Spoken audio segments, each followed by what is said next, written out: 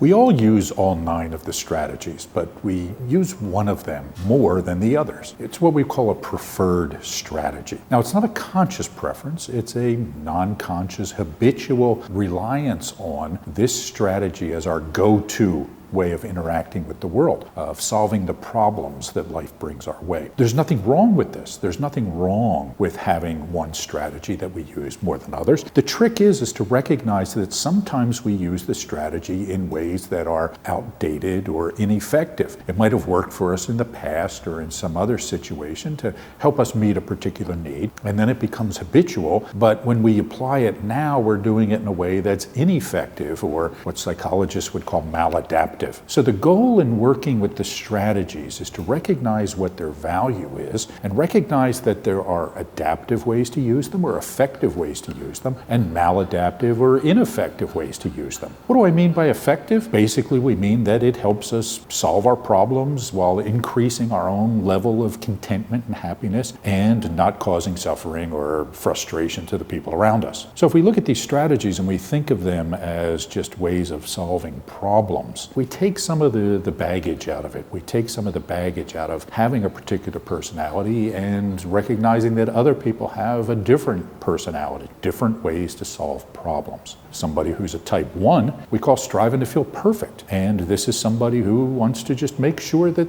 they're doing the right thing and that the things around them are the way that they should be. Now, when they overuse this strategy or use it in an ineffective way, they can become perfectionistic and rigid and frustrate other people and frustrate themselves. Contrast this with Enneagram Type 2, who's striving to feel connected. And what they're after is something completely different. They want an emotional bond with people, an emotional connection. They want to know where I stand with other people, that you appreciate me and that I'm there for you. So each of these strategies brings its own benefit to us, and when we fall into ineffective ways of using them, they can be the source of a lot of our suffering and ineffectiveness in life. So as we go through the course of these videos, we're going to start exploring all 9 of these strategies. We're going to take a quick, brief look at them, each one of them, talk about how they look at their best, how they look when they're typically, and how they look under stress. Then we're going to come back and we're going to talk about some of the strengths of each type. We're going to talk about their leadership style, their communication style, the dynamics of what we call the connecting points. When you look at the Enneagram diagram, you're going to see that each point connects to 2 other points on the diagram. And there's a significance to that. There's a specific relationship to the strategies at those 2 points that we're going to talk about. If you want to work with your personality style, if you want to be more effective, we have to understand how our habitual patterns hold us back so we can develop new habitual patterns or conscious, intentional flexibility. So I can address life as it demands rather than through a habitual pattern. But we can't do this if we don't understand these patterns. So over the next videos, we're going to look at each of the strategies in a bit more depth, and then we'll start talking about how we can use this knowledge to grow.